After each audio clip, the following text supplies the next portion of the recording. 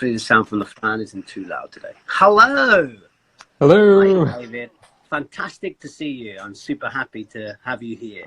No, pleasure is mine. Stu, I was going to call you Steve. I'm sorry, No, Stu. It's a pleasure to meet you finally. After exchanging messages with you, watching a couple of your lives, it's great to finally connect with you.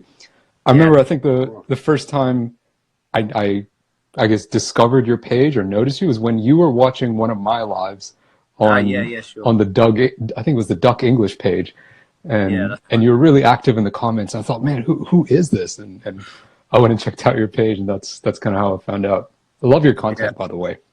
Well, thank you. Yours too. It's really interesting to watch the different ways that each person does their page. You know, I love all the pictures of you in your suits.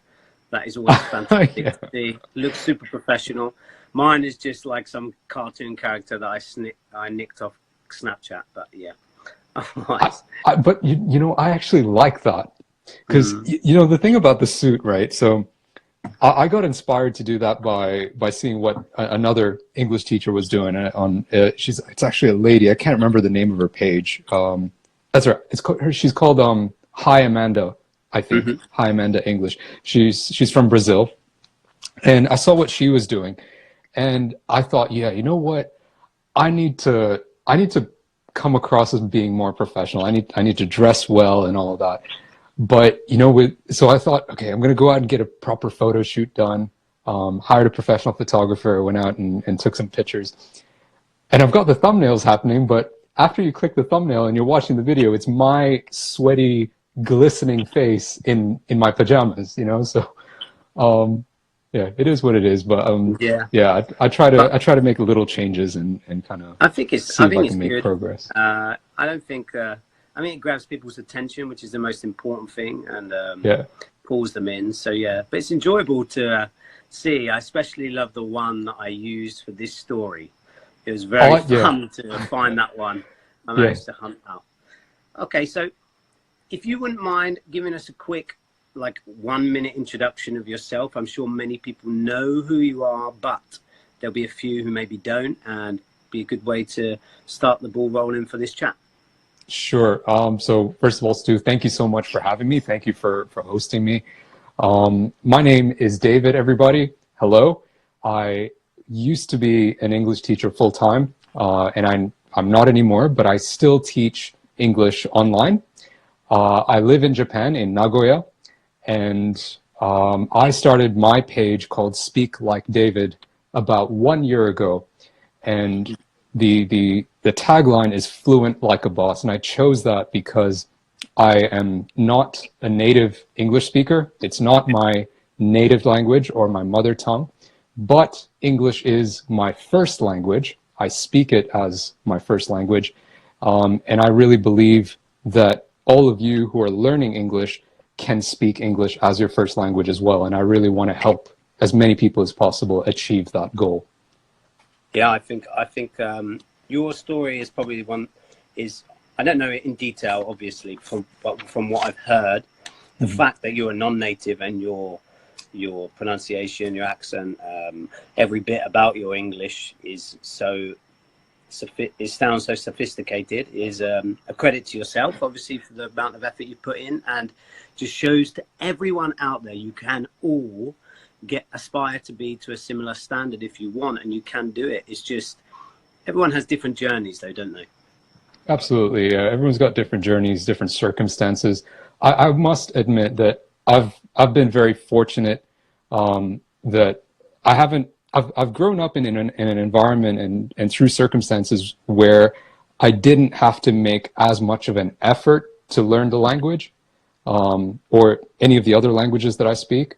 So you know, people always kind of they they they get very impressed and whenever they hear that I speak several languages. But then I just tell them, but you know, if you grew up in exactly the same way that I did, then you'd speak all four of those languages too. You know, I didn't. It's not in that sense. I don't. It's not an achievement that I'm actually proud of. You know, there are other things that I've worked harder at, and Hmm. I'd be more proud of those things. Yeah, sure, I get what you're Yeah. saying. So just to give a bit of information to the viewers, half of Mhm. this chat will be about living in Japan. So and then the second half will be about teaching English or any questions around surrounding English or any topics we can come up with around it. So to start off with, we both live in Japan now, right at this moment. Can you tell me what was the step that got you, that initiated your journey to Japan? Because you've been here twice, yeah? This is the second time from what I've gathered. Yep, that's right. My first time coming to Japan was in 2012. I had just graduated from university in Australia. I did a Bachelor in Aviation, Bachelor of Aviation Management, I guess. And after graduating, when I was looking for a job, or actually in my final semester when I was looking for a job, I shot off applications to all sorts of places, to airlines, to airports, to even, shipping and courier companies. I was submitting applications to work at shipping ports, not airports, but where ships that sail on the sea come in and out. I didn't get a call back from any of them. And the one interview that I got called in for was an interview for an English teaching job at one of the big four eikaiwa corporations in Japan. Sure. They did, and I was in Australia at the time, and they were doing their interviews in Sydney. And I think they ran those about once a year or twice a year or something like that. So I got called in for the interview. I went, and I had no experience teaching English. I was just an English speaker, really. And I did a little bit of research online as to what I could expect in the interview, and I prepared accordingly. And yeah, the interview went well. I got a job offer, and it was the only job offer I had at the time. So just kind of needing a job, needing to start sustaining myself after living off my parents for so long. I just thought, yeah, what the hell? I'll take it. It's a new experience, new country, new culture. What do I have to lose? So packed my bags, sure. moved to Japan. Wow, so that's such a big step to take. Was you apprehensive in any way for making that big jump? Let's see, not really. I think more than anything, I was excited. I was just looking forward to finally, I guess, in being able to stand on my own 2 feet. There's one thing that I've realized about myself recently is that I think the one thing that I value more than anything else is freedom. And I've been away from home. I've been living on my own for since I was 18. So it's about 12, 13 years. And even now, as much as I miss my parents and I want to see them, I don't want to actually live with them again long term. I enjoy the independence and freedom that I have right now being on my own. So yeah, I was just looking forward to it, being able to not just have freedom to do what I want, but also be able to spend my own money the way I want. Yeah, sure. Yeah, I can see it's kind of an interesting way to. It's difficult, isn't it? Especially when you've taken the step after being with your parents. I can understand why you would think about going back, but then obviously you want your independence as well at the same time. You grew up not in the Western world. You grew up within Asia, and from what I can tell, a lot of people that I speak to anyway, their experience when they're kids is there is a lot of pressure on them because their parents have like a certain view of what they want to do. So did you grow up within that same those same kind of walls, like boundaries? A lot of the decisions that I've made about my career were heavily influenced by that. So starting with the decision to go and do aviation in Australia. I was never really an academic sort of person. I didn't want to be an engineer or a doctor or a lawyer. And those were the three things that my parents would have been proud of. If I was to, they'd be able to go and boast to all their friends and family saying, my son is a fill in the blank, right? So my options were limited to whatever could fit in that blank. and for my parents to feel okay with. So becoming a pilot was one of those things, and it kind of ticked a few boxes. You know, I get to fly planes, which sounds like fun. You know, as a 16-year-old, that sounds pretty cool, right? Yeah, sure. So I talked to my parents about it, and they were the ones who were going to fund my studies, right? So if they said no, then it wasn't going to happen.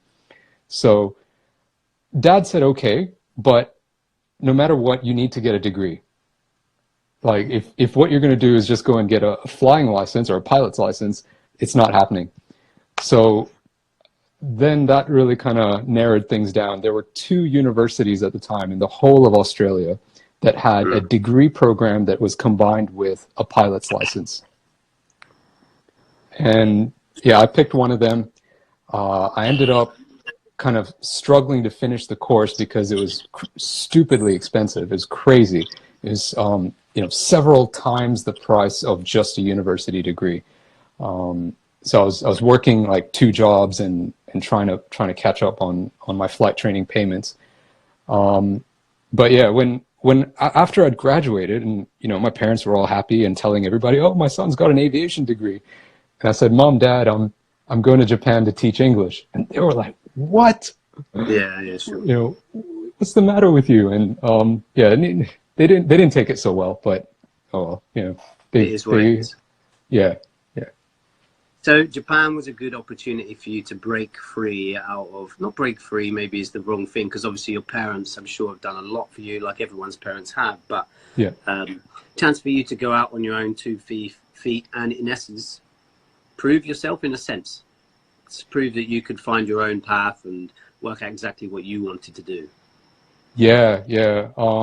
But at the same time, you know, at probably about 6 months in, I really, you know, I had a few regrets. I didn't like everything about my job at the time. Yeah, sure. I love teaching English, and I still do. That's why I still do it on the side. But I didn't enjoy. With the company that I worked at, there was always this conflict between my responsibility to my students as a teacher and my responsibility to the company as an employee. Yeah, definitely. So, and I didn't like that. I didn't like, you know, having to juggle that. My responsibility to the company was to ensure that they would always maximize their profits. My responsibility to my students is to give them the best possible educational advice. And there were times where those 2 interests didn't really gel together very well. So that was one big reason why I didn't want to continue doing it, and I wanted other options. So I took whatever money I had saved up, and about 1.5 years in, I moved to Malaysia to do engineering. Yeah, sure. So I've heard this this kind of story happen to a few people within those, like you say, the big 4 core corporations here in Japan. There is like a big. There's many people also in there. There's many people trying to learn English. So maybe there's obviously a time management thing as well, and they're trying to work out best ways to manage the time with the influx of people. But it feels like a money versus morals kind of debate sometimes, I've heard. I haven't experienced it, so I don't know. But Japan gave you enough to want to come back. Oh yeah, totally. Well, yes, it did. I guess after the fun, I thought I wanted to be an engineer when I moved to Malaysia. And I thought that becoming a mechanical engineer meant that I'd have some sort of a job where I'd be like a mini Tony Stark, from Iron Man. That's not at all what it's like.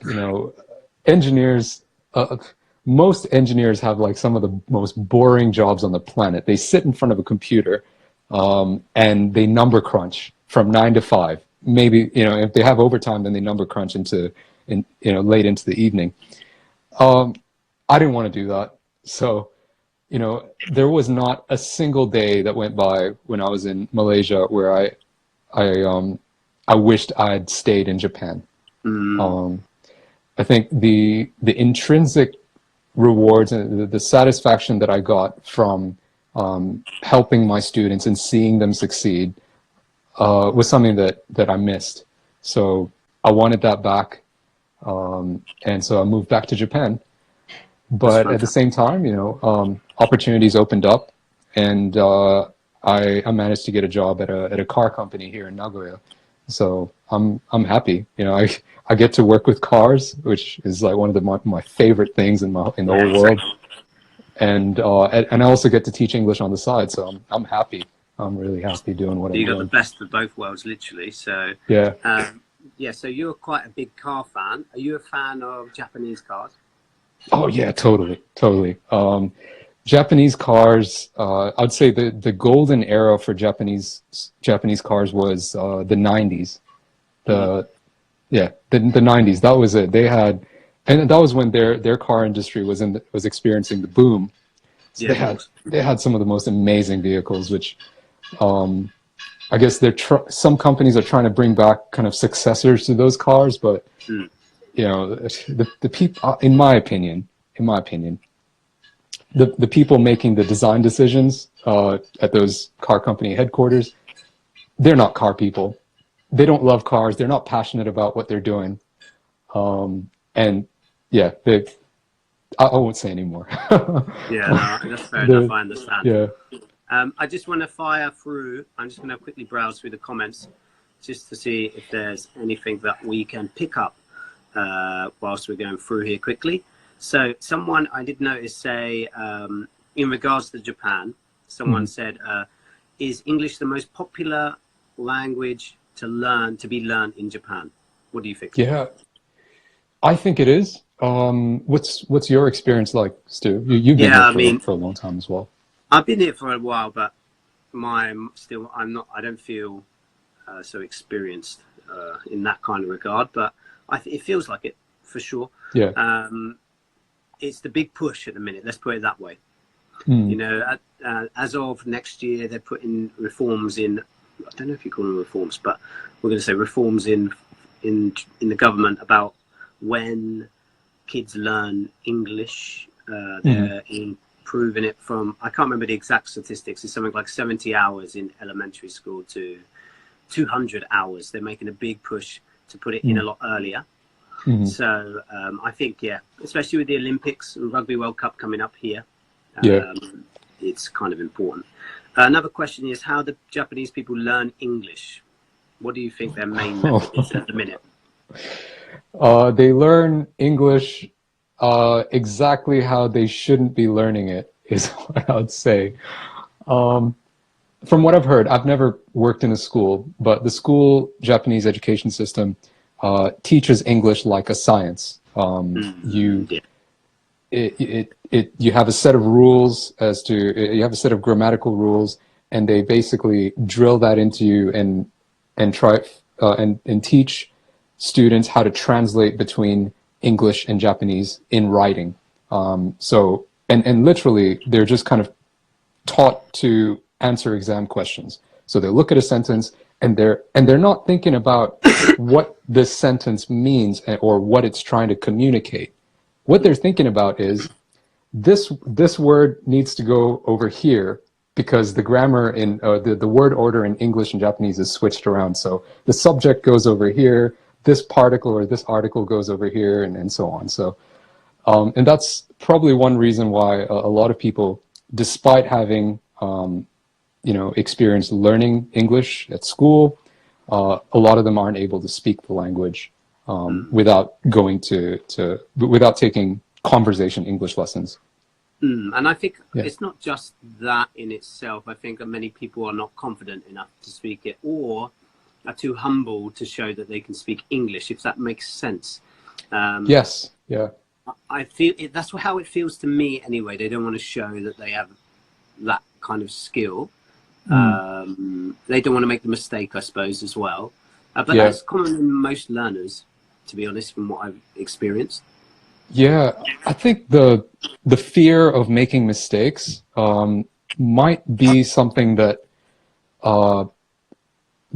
a bigger problem here in Japan, because I do think that culturally they're a lot stricter, and there's a lot more how do I put it? There's a lot less tolerance for mistakes in general, I think, in Japan, right? And when it comes to anything, they take pride in what they do, and whatever it is that they do has to be done to the highest standard, right? I think that might play into it, and also just hearing about what it's like in schools. When a student makes a mistake, they get told off for it, or they get yelled at, and they're not.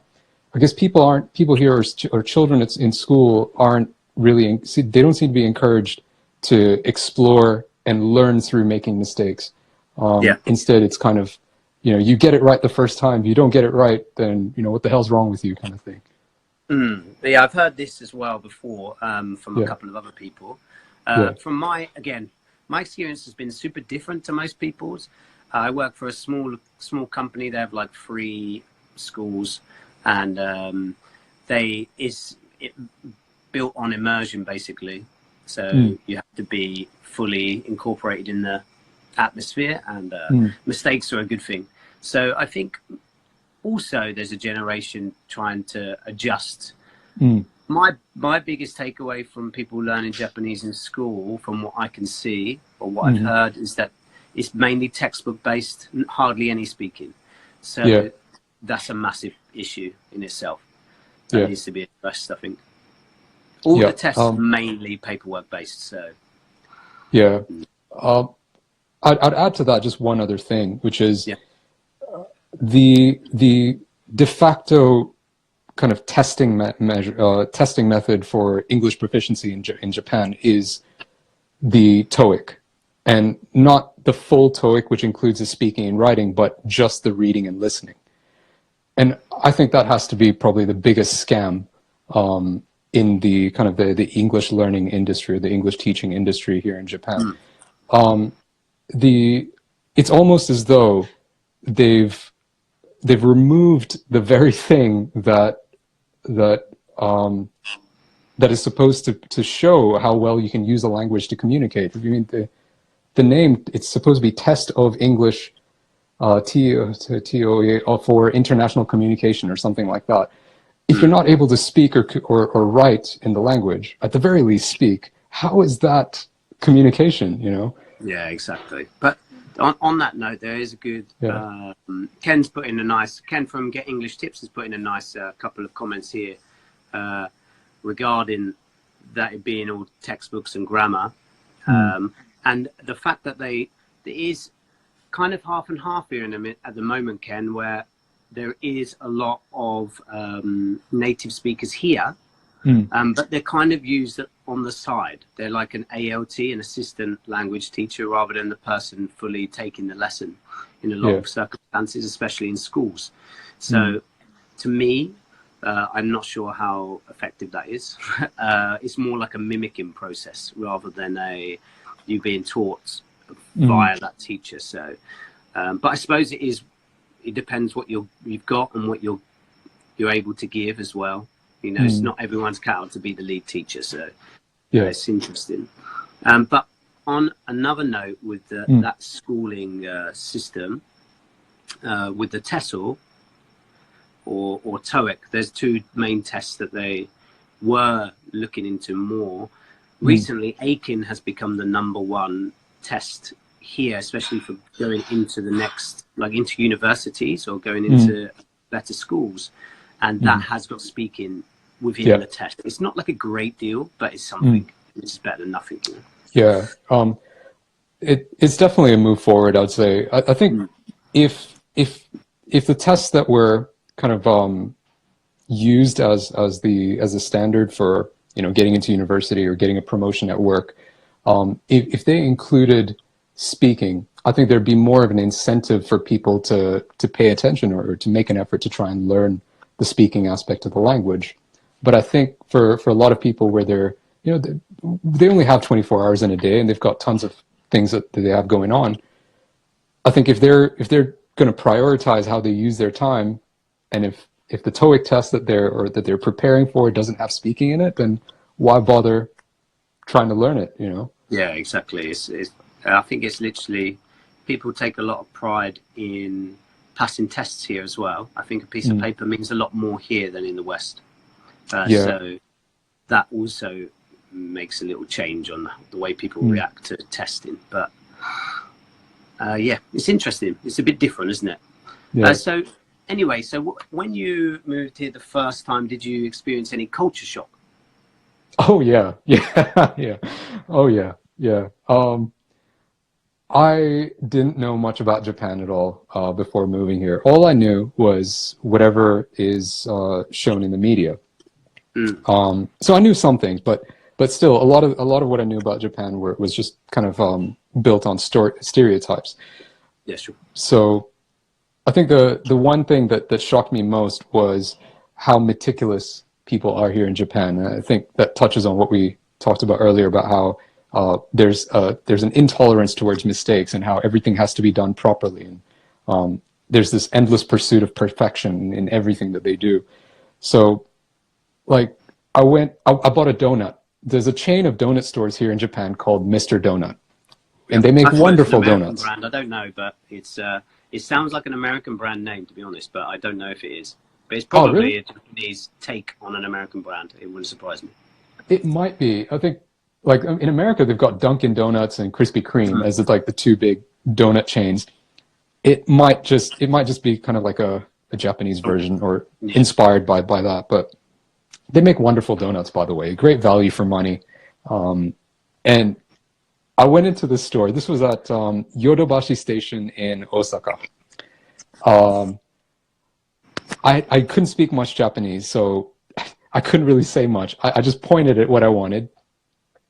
And I knew how to say to take away or to go. And I just memorized that, and that was it.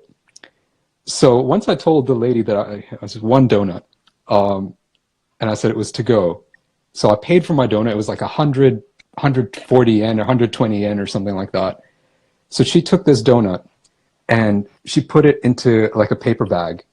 And then she put the paper bag in another bag and wrapped it.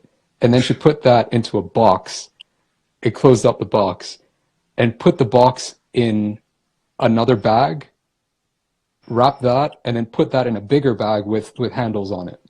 And I was thought, what are you doing? You know, like, I mean, that is so much paper. I think like, you guys are probably making a loss because I only paid 100 yen. I mean, the packaging alone probably cost more than what I paid for this donut. Yeah. And I couldn't tell her that I was going to eat it straight away, but if I could, I would have said so. But so I paid my money, took my donut, or I took the bag, and I started walking towards where my colleagues were. And they were like, "What did you buy?" I was like, "I bought a donut." "How many did you buy?" "I just bought one." They said, "You bought one donut?" And I was like, "Yes, let me show you." And I unwrapped it right in front of them. It was an amazing experience. Yeah. Rapping is just another level in this country as well. I mean, I don't know if you've experienced Valentine's Day or White Day here. Yeah. But when you have to buy something and then you get it wrapped, and it's, I would only expect that in like a high-end store in the UK. Yeah. But here it's everywhere, yeah? Even in like a store or like some random stall in a market or something, it's still the same standard. So it's really incredible, the detail for wrapping especially. Yeah. It's crazy. I think if you're in Japan as a tourist or any experience you have here as a customer, I think more often than not, it's going to blow away anything you experience anywhere else in the world. You could walk into like the cheapest establishment here in Japan and get like top class service that would probably, you know, it'd be up in the ranks with like fancy hotels, but you know, in some other countries. Yeah, I completely agree. It's interesting, isn't it? Like it's especially like customer service. If we're talking about customer service included in that, it's just, for me, it's way above and beyond what I'm used to in the UK. Is it difficult to get a job as a teacher in Japan? No. I'm a native speaker, so for me it's super easy. But I mean, as a non-native, as yourself, did you find any difficulty at all? No difficulties, but in order to get a visa to come here and work as an English teacher. If you are if your country of citizenship is an English-speaking country like Canada, UK, Australia, New Zealand, or the United States, it will be a lot easier. But if, in my case, I'm an Indian citizen, so I had to show proof that I could use the language well enough to teach it. And I think what they required for my visa was, if you have a certain number of years of education in English, then that would suffice. So in my case, I had my university degree, which I did in Australia. All of it was done in English, and I think that was good enough. And I took the IELTS before I went to Australia. It was required for me to get my student visa to go to Australia, so I had that as well, which I included in my application, and I think it was all sweet. Oh, I see. Yeah. Actually, that's a super interesting answer, because many students have asked me who are like English teachers but still like getting a bit more information on English, like especially slang and stuff like that, which my page has quite a bit on, asked me similar questions about Japan. And I think that those little details that you've experienced is something that I've never experienced, so it's difficult for me to answer that kind of question. And that answer is fantastic, I think, for many people, so thank you very much for that. What has been the best bargain you have bought since being in Japan? Whoa. My watch. Your watch? My watch, the watch that I have right now. I can't show it to you because it's at my desk at work. It's a Casio lineage. So Casio, everybody knows Casio. They make digital watches. And lineage is like their high-end watches, the name for their high-end range of watches. And for me, it's like the perfect watch. It's got no fancy dials. It's just got, an hour hand and a minute hand and a second hand. That's it. It's got a digital screen that shows the date and the day. And it's solar powered. So you don't have to change the battery, ever, or until the internal lithium battery, wears out or whatever. But yeah, for a very long time, you don't have to change the battery, and it's got like a sapphire glass screen, which means it doesn't scratch easily, and all sorts of, fancy bells and whistles. I picked it up on this kind of a classified ad type application. It's called Mercari. I got it for like $3,000 something, 3,000 something yen, which is like 30 US dollars. Stupid. Yeah, I got it for like 10% of what it was actually worth, which is nuts. So I was a pretty happy camper when it arrived in the mail. It felt like Christmas. And that's a great example. Mercari is such a cheap place. It's all practically secondhand, though. Yeah. Yeah, it's basically like the eBay of Japan, I'd say. Yeah. I think eBay's been around for a long time, but for whatever reason, it just never really caught on here in Japan. I think that's probably because Yahoo Auctions probably had a bigger foothold of the market here. Yeah, but one thing that I think Mercari does that Yahoo failed to do is, I think Yahoo kind of missed out on their chance to evolve with the times. As smartphones became as smartphones started to edge out personal computers, I think, Yahoo just didn't adapt. If they had like a really simple, easy to use app for Yahoo Auctions, I think they would have held the market. But Mercari comes along, and now you can just like quickly snap shots of anything in your house and upload it and put it up for sale in less than a minute.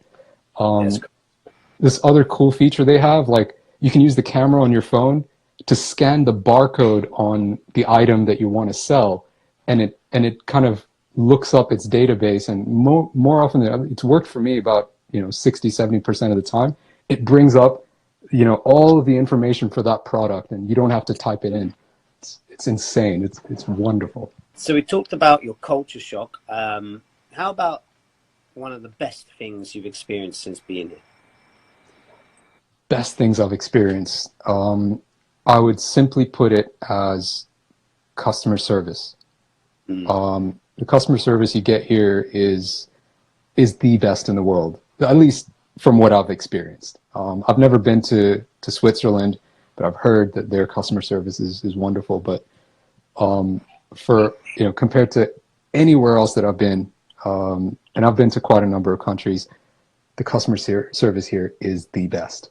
I think, you know, if any big corporation abroad was to do like a major customer service training session for their staff, or like a big workshop, like if they can afford it, you know, running the training workshop here in Japan would be totally worth it. Just because I think for the staff to come over here and experience it themselves as a customer, and be able to feel the difference that good customer service can make, I think would be a really valuable part of the whole training session. Yeah, definitely. I feel like I have a strong passion about this kind of subject, because I used to be part of management within a hotel brand for many years, and the level of care for customers in the UK is not as good as here, obviously, by far. And I think the key thing is people don't see it as a career in the UK, whereas here, I don't know whether they see it as a career, but they certainly have more compassion for each other. I don't know whether that's the culture, but it definitely makes a difference when we're talking about customer service, I think. Yeah, for sure. I think just the general idea of being considerate of the next person, and how, I guess, how rooted that is here for a lot of people. I think that makes a big difference. Yeah, for sure. Okay, so we talked a long time about Japan.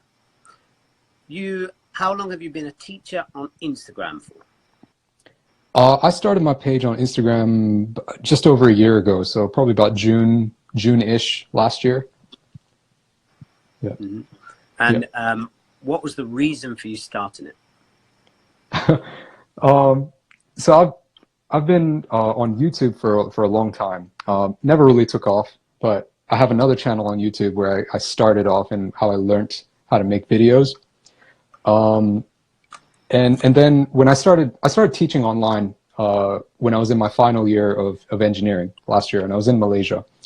And I thought, hey, look, now that I'm teaching online, and I get a lot of questions that I'm getting the same questions from a lot of students, and I thought, you know, I'd like to supplement the lessons that I'm giving them, and be able to give them homework. So instead of getting them to read stuff, I wanted to actually teach them stuff. So instead, at the end of the lesson, I'd just be like, oh, you had a question about this? Here, watch this video, is what I wanted to do.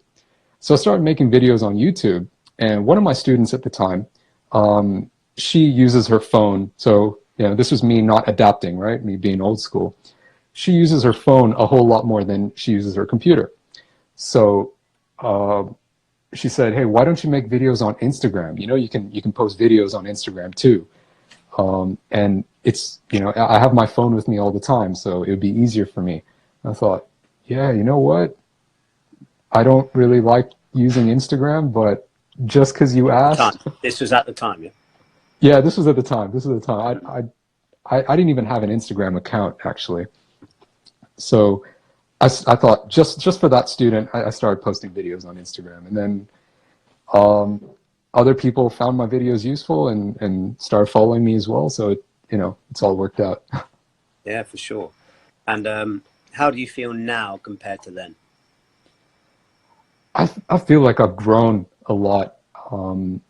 I've learned a lot, and just kind of generally as a person, as a business person, as well as a content creator, I think I've grown.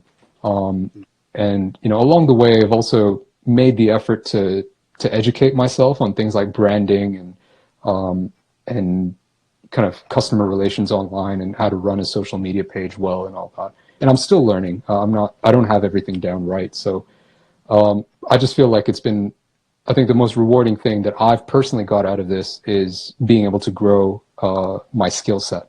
Yeah, of course. Yeah, there's a lot that goes into it, and maybe people don't see behind the scenes, and Yeah. I'm not like it's a movie set or anything like that, but there is a lot of thought that goes into it. I think each teacher that does it, there's a long process. We're all at different stages of skill level within making videos and making content as well. So obviously those at the beginning, it takes, I know my first video, my first time in front of the camera, I probably spent a whole day just making one clip for one post. And now, like, in an hour, I could probably bash out the speaking part anyway. I could probably bash out, what, about 5, 6, 7 or 8 or something. But now it's, back then, it was just the pressure and everything that takes part of being live on a camera. And now we're here chatting. So it's like we're in front of a batch of people who have come to watch, luckily, today, which I massively appreciate anyone that's come in, by the way, to watch us. But yeah, it's amazing how the change happens, isn't it?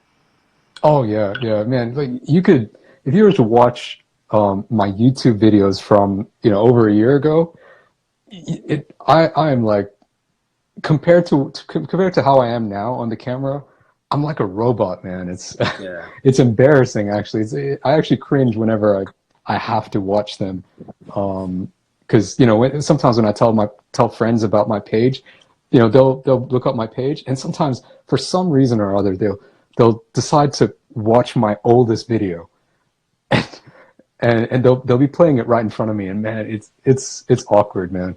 Yeah, isn't it just? It's weird because, like, on my first one, or after like my first or second, and again, same as you, this wasn't my first thing that I was making content for. I was making it for the Cheap Japan page to help people who wanted to come to Japan, and the first one I made was very, very interesting because, so a little bit of story. Before I came to Japan, I met my wife in England while she was still there. She spent like 2 years there at a charity working. We met because I worked at the charity, and we met and spent some time together. And then she had to come back because of the end of her visa. So I thought I'd spend a year paying off all my debt before moving, so we were secure when I moved over. And in that year, I spent a lot of time with my dad. Now, my dad is a Cockney, and he's from right in the middle of London. So after you spend a lot of time in one location or with certain people, your accent begins to slightly adjust. And so the first video that I've got, I might have to post like a clip of it online. My accent is super strong compared to how it is now. It's crazy. When I look back. It's really, really lush to watch. But yeah. Is it on YouTube? Is it on YouTube? It is on YouTube, yeah. So somewhere it's on YouTube for sure. And but I'll take a clip of it off and then post it on here so people can hear about can see the difference in accents as well. It's kind of useful, I think, for many different people. But yeah, it's so different. It's crazy. It really is. Sure. One second. A couple of comments. Mamma Mia English is asking, what's your favorite thing about Japan, Stu? For me,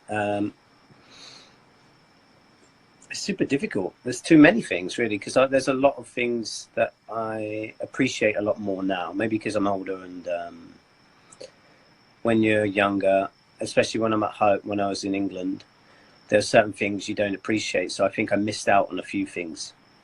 And now I'm here in Japan. Maybe I would have liked a similar thing at this age in England, but especially for me in Japan, and specifically food. I love the food. I love Japanese curry. That's probably one of my favorite things. I could eat for days. It's not literally eat for days. I love it. And I love the fact that on my lunch break, I could walk down the road and there'd be a shrine or a temple, and I could just kind of tune out. Not for religion or anything like that, just like going there kind of feels like a serene area. Wherever, they're like everywhere. So it's nice to go, and it still feels unique to me. It hasn't worn off, like it eventually does. When you're in a new country, it all becomes normal. That hasn't yet. That still feels weird. Not weird, just different. And that's nice. How about for yourself? Well, I'd agree with you about the food. The food here is awesome. the best burger that I've ever had in my life was here in Japan. The best pizza that I've ever had was here in Japan. So, you know, and I've had pizza at like Italian restaurants run by actual Italian people, but no, I like the pizza, and the pizza here is pretty close to that. It's almost as good, if not just as good. Right. Yeah. Let's see. I love how safe it is here. I mean, I think Japan's probably the only place in the world where you can drop your wallet on the street, or your phone, and expect to find it at the, you know, at the nearest kind of police box outlet, where you think you might have dropped it. It would be there. You could go there the same day, or on even the wall. Have you had that where you've dropped something and it's like someone's put it on the wall or on a post, or maybe you've seen where it, you can like see it. kids like stuff. Someone's just chucked on the wall instead of That hasn't happened with stuff that I've dropped, but I've seen that with like other people's stuff. Like I've seen a wallet just kind of sitting on top of this this concrete wall, and nobody, if people are walking by, everybody sees it, nobody's touching it. And you know, do you know Rupa Sensei? He's another English teacher here in Japan. He said he once lost his phone, which, you know, he uses his phone to record his videos and stuff. So he lost his phone, he dropped it, he went back, he found his phone, all his data there, and his wallet as well. He had all his money in there, all his cards, all his ID, everything. He didn't, you know, it's amazing. And you don't hear about that stuff happen anywhere else in the world. What kind of salary can you expect here in Japan? It's kind of, I can only now tell you in yen. So my conversion rate in my head is not very good, because England's conversion, I hate looking at it, it's awful. But it can range between 20 my yen, which is 200,000 yen, to a starting salary, 200,000 yen to maybe 250,000 yen. So I'm not sure what that is in dollars. Probably that's the most useful. Have you got a better conversion rate than me? I'd say in dollars, that's if you're talking 200,000, that's about 2,200 ish, 2,200, 2,400. If it's up to 2 million, what was that? 25 yen, so 250,000 yen. Then that would be about, you know, somewhere between 2,800 and around about there, ballpark. So that's not a bad starting salary usually here. But that depends where you are. If you're in the countryside, maybe that's a little tough. Maybe you won't be able to get the same amount of salary. If you're in the city, obviously it could be higher. So it's kind of vague, but it's around that. If you work for one of the big eikaiwa companies, you'd probably be earning closer to the higher end of that scale. Oh, that's interesting to know. And that's super as a starting salary, that is. As a starting salary, that's really good, isn't it? And then as you get, and I think for every year that you renew your contract, your salary goes up just a little bit. I think it caps at 5 years in. So as a non-native English speaker, have you had any negative, has anyone spoken negatively to you about the way you speak English at all? Because I know that may be a concern for many learners who are trying to learn English. No, I wouldn't say negative, because for one, I'm not very sensitive about, you know, things like, I mean, you can read between the lines of anything and decide to get upset about it, but I'm just not one of those people. So I had a colleague who once said, he's a fellow English teacher. He said, you know, how come your English is so good? And for me, I don't take any offense to that, because I think it's a fair question. You know, given my background, I wouldn't expect me to speak English the way I do, but I think it was a fair question. But I do know that there are other people out there who could get asked that and they would get very offended or upset about it. But so I guess, but I don't think that was offensive or rude at all. No, if anything, that's a good question to be asked, to be honest. And it's interesting you say that, because I had a chat after I posted the story about this live yesterday. another English teacher that I talked to, who lives here in Japan, Charlie. I don't know, maybe you know him. Oh yeah, I know Charlie. Yeah. Yeah, he I haven't said, met him in like, person though. yeah. So I had an Insta live with him maybe a week ago, Hmm. and he's a nice guy to chat to, and he said to me that it's interesting because we have the same kind of thinking. So I said, like, you're quite sophisticated sounding. You probably understand English a lot better than me as a native speaker, to be honest, because like I am super. My origins are a little bit more slang than most people probably. So it's super interesting to hear how eloquently you can speak at times, especially in your videos. So yeah, Thank you. yeah, no, honestly, it's really super I, interesting. I'm gonna go tell everybody that I used to work with and be like, a guy from UK said that I speak eloquently, so boom, in your face. Yeah, yeah. No, No, no, thank you, seriously, Stu. I it's really appreciate that. great. It means a lot to me. I see, look, even someone in the comments thought you were from the US. Yeah. Oh wow. Okay. Well, yeah. Thank you as well. Yeah, I Yeah. appreciate that. You're enjoying your time teaching English on Instagram. Yeah. Have you got any advice for any of the learners watching? Yes. Um, can I plug? Okay. I'm gonna plug shamelessly. I just started a free weekly email coaching program, which is on my website, speaklikedavid.com. Sign up for that. Is my advice. And the reason is this: I think when somebody asks me a question like how do I become fluent in English, I think that's a huge question, Yeah, and it's a lot to it's not something we can do justice in the 5 minutes or so that we have remaining. So I decided I'm going to do this email coaching program where each week I'm going to give them one tiny little I guess habit or new action or new step that they can implement into their daily lives that I think is going to help them make progress in their English. And I thought instead of just giving people tons and tons of things to do, I thought why not give them one little tip, once a week. Yeah, definitely. Yeah, Yeah, that question comes up a lot, yeah, real lot. And I think that people, when they ask it, do not actually understand what they're asking. yeah, So it's super, super difficult to explain. The way I used to explain it, I used to do online teaching as well. I don't anymore, but I yeah, used to do it. And I used to explain it this way to my students, especially the guys doing like the IELTS tests and things like that. Many students ask me to critique them every time they make an error.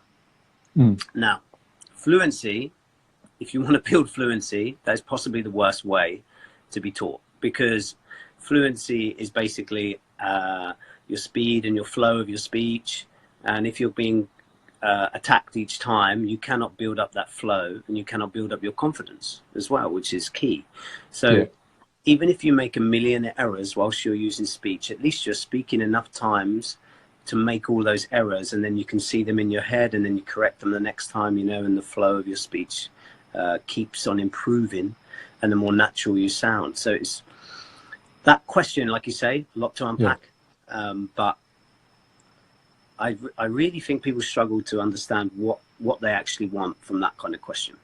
Yeah, yeah. I think it depends on who's asking it too. I mean, Mm. it could be when he says, "How do I become fluent?" What they're really asking could be, "How do I get a better score on the IELTS test?" Yeah, exactly. If that's what their goals are, or it could be, how do I improve my pronunciation so that people can understand me better, or it could be anything like that. So there's just so many aspects to it that it's kind of hard to give a big Yeah, one size fits all kind of answer. and it's not. I'm not saying that in a negative way. I mean, Yeah. like, obviously, there's a lot to unpack in itself. English, in Oh English in yeah. itself. Yeah. So I think it's quite a daunting task, and that's probably the most round question to say. How do I improve my English in a different way? Yeah. Yeah. In essence, I think that's kind of what the question's meant to be, and Yeah. Yeah. yeah, it's super interesting. But yeah, and is there anything else you want to plug at all whilst you're still here? Please crack on. Oh, wow. Okay. Thank you. Yeah, of course, Yeah, please. You spent an hour of your time here, so yeah. Anything you want to plug, crack on, please.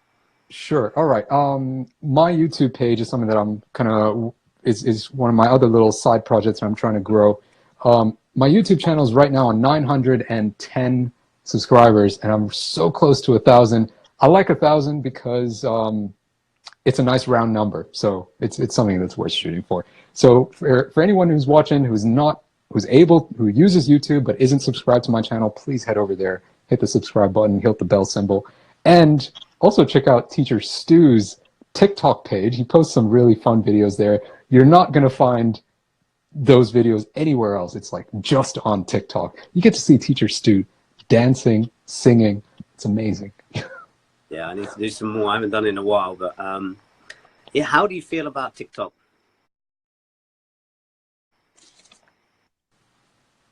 How do you feel about TikTok TikTok? is interesting.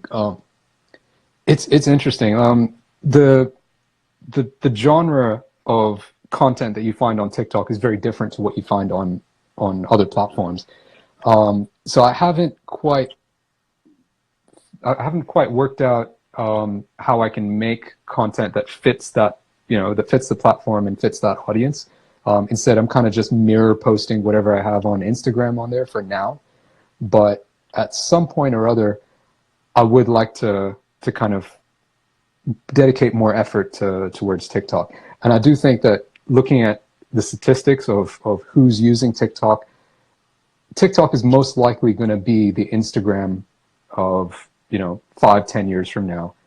And Instagram, what is Instagram now, is going to become like Facebook.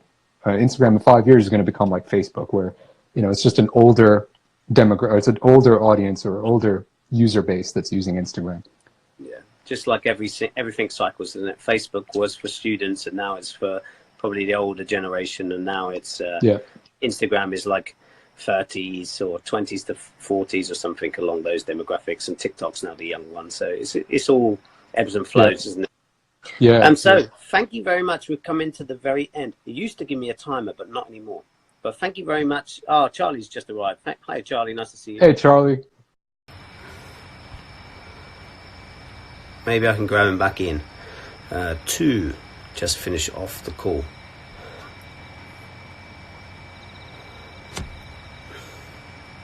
I didn't want to finish on that note. Hopefully we can finish in a better way. Hi, guys. We're just finishing off a live call. I just want to finish it a bit nicer, in a nicer way. Just for 2 minutes, hopefully David can come back on, but I've already taken up a long time. Sorry, buddy, I just want to finish up properly, if that's okay. I don't want to take up any more long session, so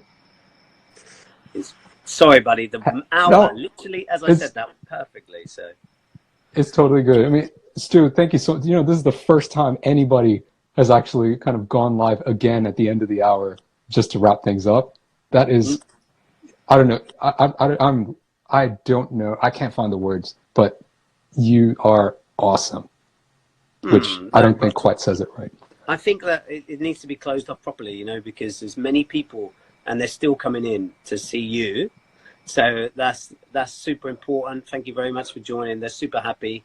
Obviously, we didn't have like a low number. Usually my numbers are super low. So I'm super happy that many people managed to find some value from you being here. So thank you very much for that. And I will be putting this out on a podcast and using some of the content from this and I'm sure David will as well. He said on his YouTube. So please, like he said, visit David's YouTube, which I'm sure is a similar name to your Instagram page. So Same Speak Like everywhere. David. Yeah. Fantastic. Great idea.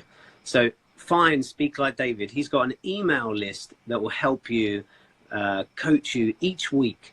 So that is so valuable. I don't know many people that do that at all. So please look that up. Look on his website. Is that also speaklikedavid.com or something similar?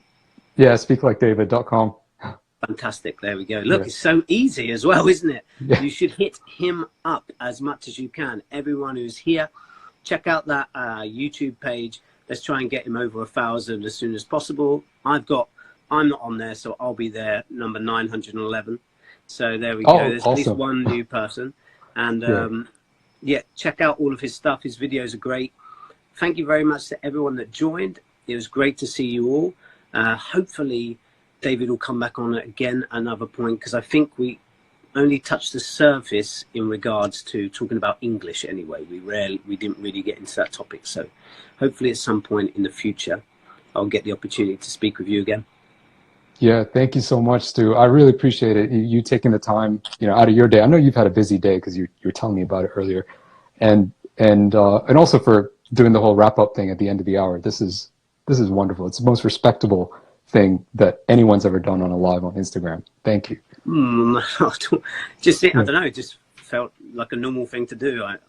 You spent a lot of time here, so thank you very much, and thank you most importantly to everyone that joined us. Hopefully it was useful to you, and there'll be another one soon, I'm sure. And yeah, thanks a lot. Anyway, cheerio. Cheerio. Have an awesome Ciao, night. Bye bye. Ciao. Ciao. Bye-bye.